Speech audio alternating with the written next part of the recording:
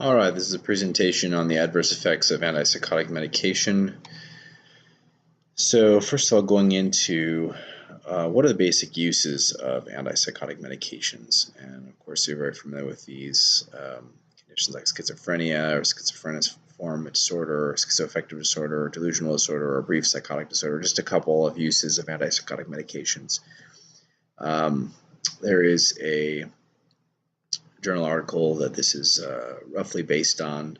We visited here. It talks about the management of common adverse effects of antipsychotic medications. I'm going to try to present the material from that from a number of different resources, which I'll list in my references at the end.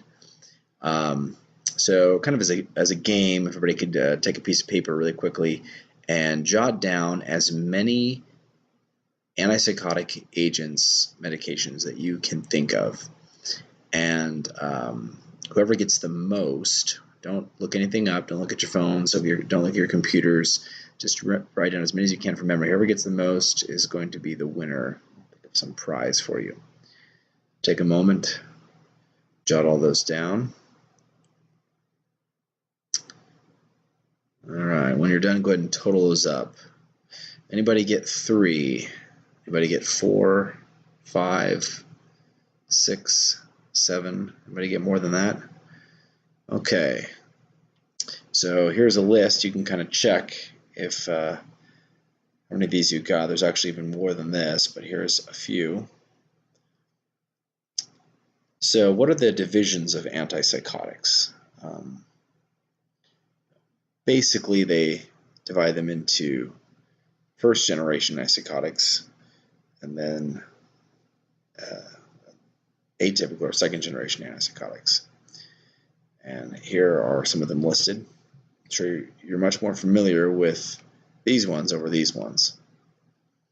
So with these first generation or atypical antipsychotics and second generation, if you were to add up how many first generations you listed versus how many second generations medications you listed, you notice that you have a lot more second generation ones listed. Why is that? Because, well, you're more familiar with the second generation ones. So which one is more effective in the treatment of cognitive and negative symptoms of schizophrenia? This is a trick question. There is no evidence that second generation antipsychotics are significantly more effective than first generation antipsychotics in the treatment of cognitive and negative symptoms of schizophrenia. So why do we use one more than the other? What's the difference? The difference is found in that the first generation antipsychotics versus the second generation have a higher risk of extrapyramidal symptoms. They're primarily the D2 antagonists. The second generations are D2 antagonists as well, but they're also 5-HT2A antagonists. But they're associated with lower risks of extrapyramidal symptoms. And they are, however, associated with a higher risk of metabolic side effects. So I'm going to talk about some autonomic side effects here, so I'm kind of familiar with them. This would be kind of a fun quiz to test our knowledge here. So we have muscarinic cholinergic blockade or alpha-adrenergic blockade, and these are, I believe, mostly more associated with the agents that are going to try to reverse these. But let's go through these really quickly. So dry mouth, which one is it, muscarinic or adrenergic? Muscarinic. Okay, what about impaired ejaculation? That is alpha-adrenergic. What about constipation? Muscarinic. What about cycloplegia? It's muscarinic. What about orthostatic hypotension? Alpha-adrenergic. Urinary retention? Muscarinic. Delirium? Muscarinic. Impotence? Alpha-adrenergic. What about mydriasis? It's muscarinic. All right, so these extrapyramidal symptoms, these were some references I used for some of these. Who has seen extrapyramidal symptoms before? We can tell some stories here. Anybody like to share a story is free to do so. Now, why was it caused? What caused the person to have these extrapyramidal symptoms? And lastly, what did you do about it? Does anyone remember what they did? And did it work? Share some stories here and talk about it. Okay, so let's talk about really quickly the mechanism of these extrapyramidal symptoms. So parts of the brain associated with this is the substantia nigra and the basal ganglia. And essentially, really basically, you have, this dopamine being blocked or antagonized, and so you basically have more acetylcholine activity. Because you have more acetylcholine activity, you get this presentation. So there's relative dopamine deficiency in the nigrostriatal pathway. So in Parkinson's disease, it's different than with antipsychotics. With the antipsychotics, you get a blockade of D2 receptors in the nigrostriatal pathway, whereas in Parkinson's disease, you get a loss of the dopaminergic neurons in parts compared to the substantia nigra. So the management of antipsychotic-induced Parkinsonism, way to do this is you have a dose reduction of the antipsychotic agent. The anticholinergic agents that you can use are trihexylphenidil, benztropine, which is the one that I see most often on the Cogentin. There's also biparidine, and apparently we can also use amantadine for this. So adverse effects of anticholinergic agents. So after you give these things to treat it, sometimes you can have these central and peripheral effects, the cognitive impairment, delirium, hyperthermia, peripheral dry mouth, blurred vision, glaucoma, constipation, ileus, these kinds of things. Let's move on to dystonia now. So with dystonia, you have the adverse reaction to antipsychotic medications. So you give someone a medication. First of all, I guess who has had a patient who suffered from this? Anybody? I'd like to share a story. All right, and what did you do about it? And did it work? Good. So again, this is adverse reactions to antipsychotic medications. It's a sudden, sustained, involuntary muscle spasm, and it may occur in any muscle group. Most commonly, though, it's in the head and neck. It can also be the eyes, the neck, the throat, jaw. And each one of these has different names. The jaw is trismus, throat is laryngospasm, neck is torticollis, eyes is oculogyric crisis. So what are the risk factors for this? I mean, typically it's going to be the medication that's being given. If you're giving a high-potency first-generation antipsychotic, that's going to be the highest risk. If you use a low-potency first-generation antipsychotic, it's going to be a lower risk. The most potent of the second generations, like risperidone, paliperidone, it can happen, but it's very rare. And then the less potent ones, like aripiprazole, these ones, olanzapine, ziprasidone, it's even more rare, but it can still happen. Quetiapine, clozapine, I mean, theoretically, maybe it can happen, but apparently it's not been reported. So some of the risk factors for this is going to usually be the timing and the dose. So it's usually early in treatment for the dystonia, so it's going to be in the first 5 days. It's going to be the rapidly increasing dose, and it's going to be a trough serum level. It's usually when it occurs. So when they're in the trough, oddly enough. So if you go up really quickly and then they get in the kind of between the doses and the trough level, that's when they usually have it early on.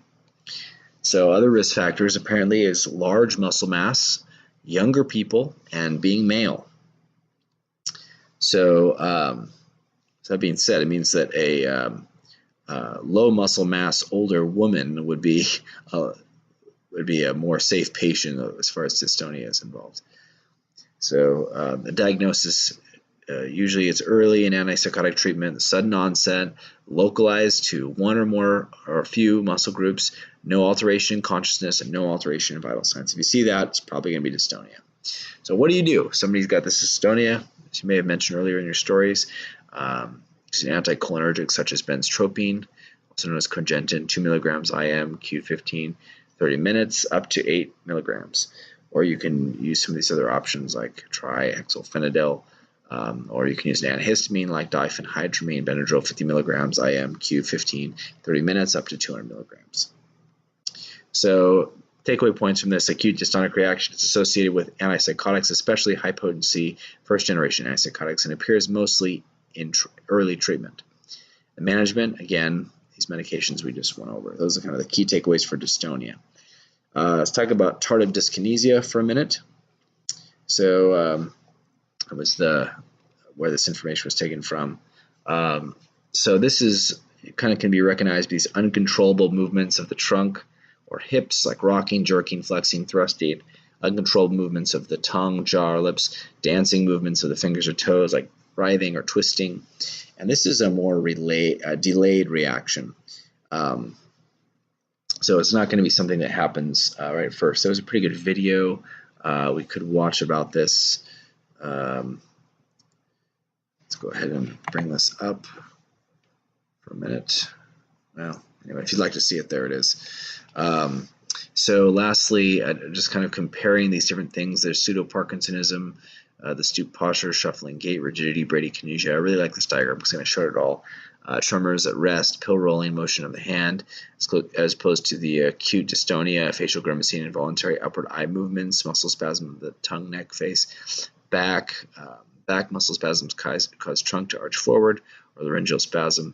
The akathisia is the restless, trouble standing still, paces the floor, feet in constant motion, rocking back and forth, and the tardive dyskinesia is the protrusion and rolling of the tongue, sucking, smacking movements of the lips, chewing motion, facial dyskinesia, and involuntary movements of the body and extremities. So this image didn't come out very well, but there's also the metabolic side effects that come, especially with, which one was it? Was it the first generation or the second generation, the typical or the atypical? More common with the atypical because of the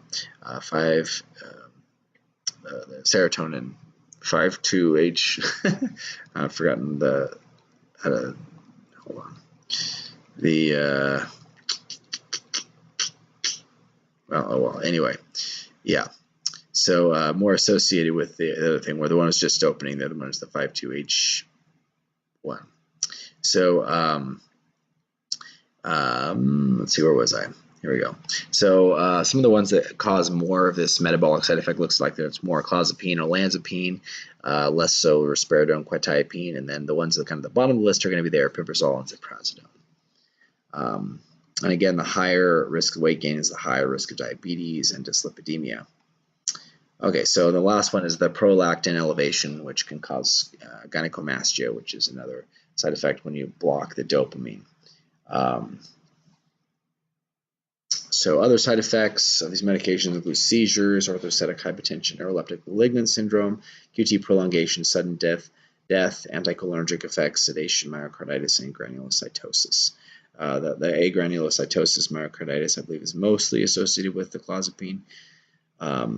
Here's kind of a comparative chart kind of showing there's just a lot more data out there. Different ones are worse at certain side effects, and so you can kind of choose this based on your patient and what they're presented with or what they're concerned about. So just kind of demonstrating these here, that the data is out there. You can go back and look at it later if you want to, or any comments. So the relative adverse effect incidence of antipsychotics, again, kind of comparing these with chlorpromazine and thyroidazine against those are first generation, and then kind of checking the other. This is the typical low potency versus typical high potency ones, and then you've got the atypicals down there, kind of showing the different risks here for sedation, extrapyramidal symptoms, anticholinergic, orthostasis, seizures, and see how most of these are low here, and then especially with the prolactin elevation, these are pretty low compared to the other ones. Those are some of my references, and that's the end.